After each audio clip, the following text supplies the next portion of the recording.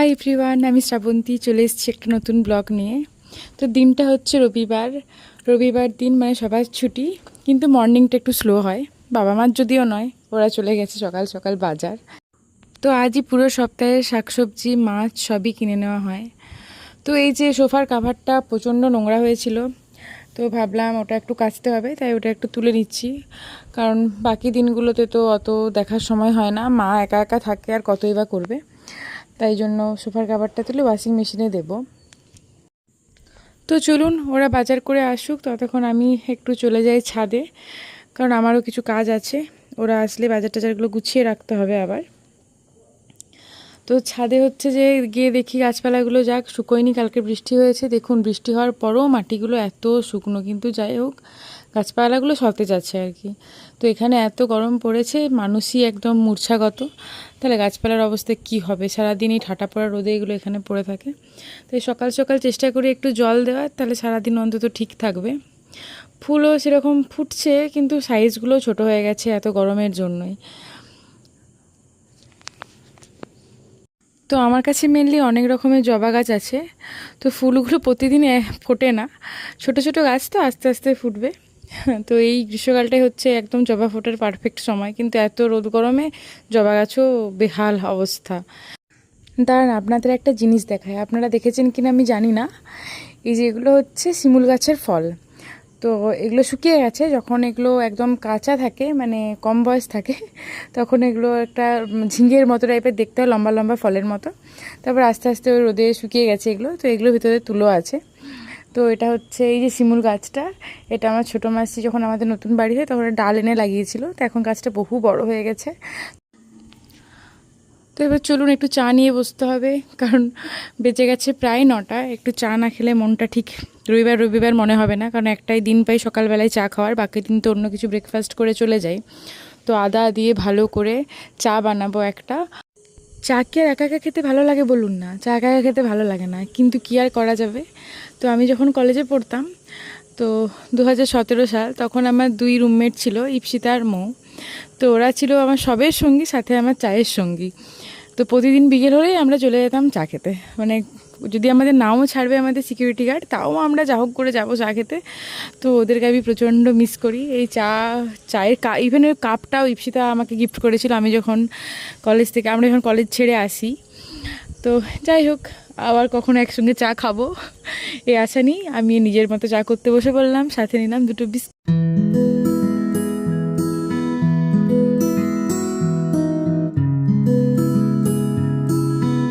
কাল আমাদের এদিকে হয়েছে বৃষ্টি, তাই জন্য ওয়েদারটা খুবই সুন্দর, হাওয়া দিচ্ছে। তো এই যে গাছের পাতাগুলো এত নড়ছে দেখে খুব ভালো লাগছে, কারণ এত এই কদিনে যা গরম ছিল বাঁকুড়াতে, একটু বৃষ্টি পড়লে গাছপালার সাথে মানুষজনও একটু মনে হয় যেন মানে স্বস্তি পায় আর কি, এরকম।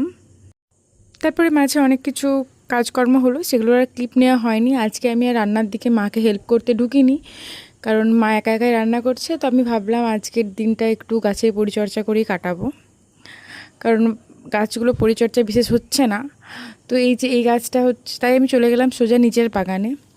নিচের বাগানে কিছু ফুল গাছ আছে, আর ওই একটা আম গাছ, এই পেয়ারা গাছ, তো এই সবই আছে আর কি। তো আমাদের ব্যাক সাইডের দিকে দেখি একটা কুমড়ো গাছ হয়েছে। আমি আগেই দেখেছি গাছটা, কিন্তু আমরা কেউ লাগাইনি, ও নিজে নিজেই বীজ পড়ে কোথা থেকে হয়েছে কে জানে। সাধারণত আমাদের এখানে গাছ হওয়া খুব সমস্যা, মানে বাঁকুড়ার দিকে পাথরের মাটি, তো গাছ সহজে হতে যায় না। তো এই কোথা থেকে হয়েছে, আবার এত সুন্দরভাবে বড়ও হয়েছে। তো 2টো ফলও, মানে কুমড়োও হয়েছে, মিষ্টি কুমড়োর গাছ এটা। তো তার জন্য বাবাকে বললাম, তো চলো কিছু একটু সার টার দেওয়া যাক। সার বলতে মেনলি গোবর সার, কারণ আমরা বাড়িতেই তো খাওয়া হবে ওটা, তাই জন্য ওটা রাসায়নিক সার কিছু দেওয়া হয়নি।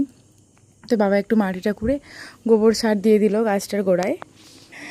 আর এই ফুল গাছগুলো নিচে আছে, এগুলো এবছর দেখি ভালোই ফুল হয়েছে, আগের বছর ভালো বৃষ্টি হয়েছিল, তাই জন্য ভালোই ফুল হয়েছে এই গাছগুলোতে।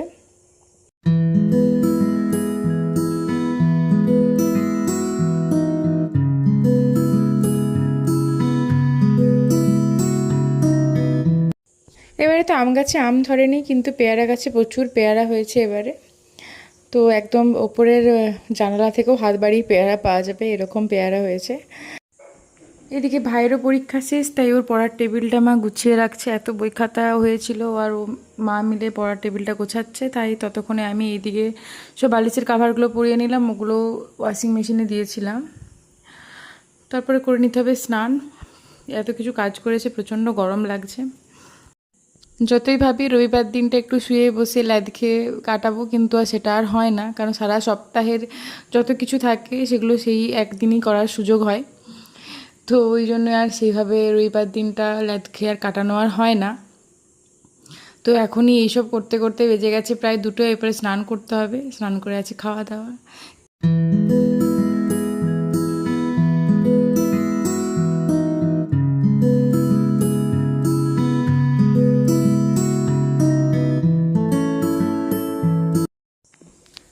তো আজকে মা লাঞ্চে, আজ তো মাই রান্নাবান্না করেছে।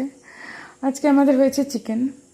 সপ্তাহে রবিবার দিনটা চিকেন হয়, ভাইয়ের রবিবার চিকেন না হলে তার আবার দিন চলে না, এইরকম একটা ব্যাপার। মানে আমরাও ছোটোবেলায় ওরকমই ছিলাম, রবিবার দিন চিকেন হতেই হবে। তো এই শাক ভাজা আর একটা কি বানিয়েছিল, আর একটা চিকেন, ওটার ক্লিপ নেওয়া হয়নি। তারপরে এই গরমের মধ্যে মা বাড়িতে দই পাতে, তো আমি একটু এখন দই আম আর ভাত খেয়ে নিলাম। ওটা হচ্ছে মোস্ট ফেভারিট আমার, খেতে খুবই ভালো লাগে গরমে, খুব রিফ্রেশিং এটা। তো তারপরে করে নিলাম একটু ভিডিও কল। তো এই পর্যন্ত, আজকে এই পর্যন্তই। আবার দেখা হবে অন্য কোনো ব্লগে। ততদিন আপনারা ভালো থাকবেন, আর ভালো লাগলে ভিডিওগুলো একটা সাবস্ক্রাইব করে দেবেন। Thank you so much. ভিডিওটা ভালো লাগলে একটা কমেন্ট আর একটা লাইক করে দেবেন।